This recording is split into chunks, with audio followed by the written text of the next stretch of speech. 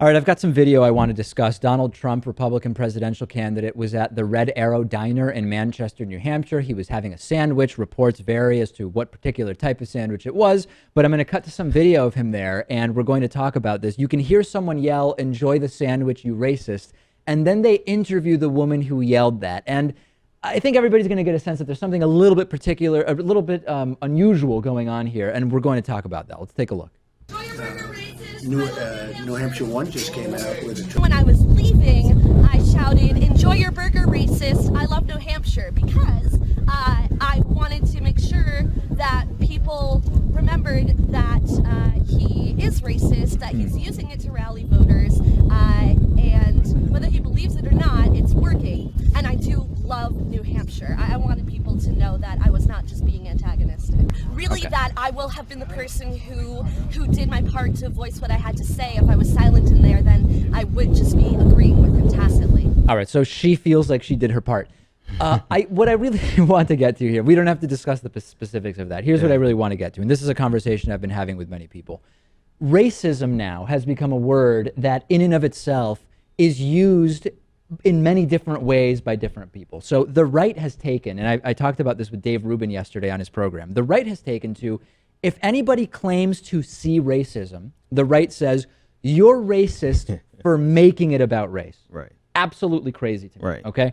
There are some on the left who use the term racism, I believe unfairly, to stop certain conversations that maybe we should be having. So I'm concerned about whether the term racism now has become in and of itself a sort of diffuser or conversation stopper for everybody.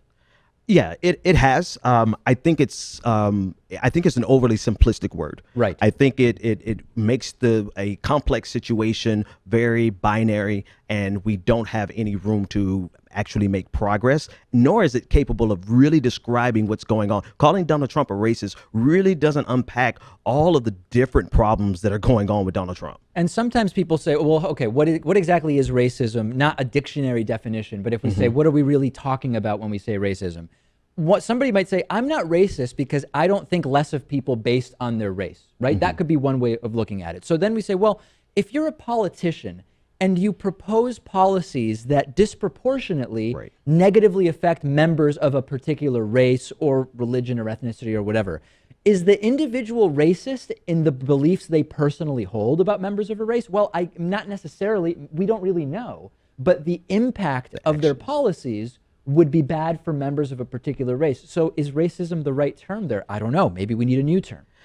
We clearly need a new term because it's been co-opted by the right. They want to call anyone who talks about race at all. Matter of fact, they'll call us race baiting as just for having this conversation. Right. So there needs to be a new word, but I think not only a single word, but we need to fully unpack what it is that is happening, particularly with Donald Trump, with these policies. Are they individually a racist? I really don't care. Are their policies going to have a disproportionate effect on a particular race? I absolutely care. We could imagine a scenario where a candidate, doesn't even matter who, right? Joe Smith, the candidate, he is at home and he really thinks that Asian people are just really bad people by virtue of being Asian. But as a matter of policy, he says, I'm not going to pass a policy that punishes Asians just because I don't like them. That's probably a racist, right?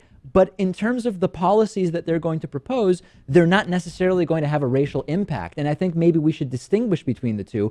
I'm not cheerleading for the guy who thinks less of people because they're Asian, though. Let me be clear. Okay, so you've opened up a can of worms for me, particularly because of Donald Sterling.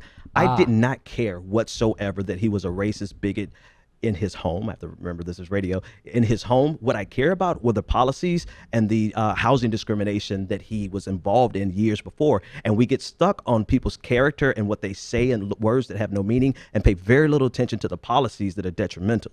Very, very interesting. Lewis, I want you to chime in on this before we move on. What is your determination of the use of the word racism at this point in time? That's tough because, well, I mean, you would think that no matter what, it comes down to what someone's personal beliefs are about people that are different from them. That is racism. And I think that I like to say that everybody's a little bit racist, right? I like to say that. But I think where it comes out much of the time, especially with politicians, it's in our actions. And, you could be I would say, friendly with someone your whole life and never hear them say anything that would tip you off, they could still have these feelings and these sentiments. And, I guess you have to Your spot focus it. would be on actions. You have to spot it in their actions, I guess.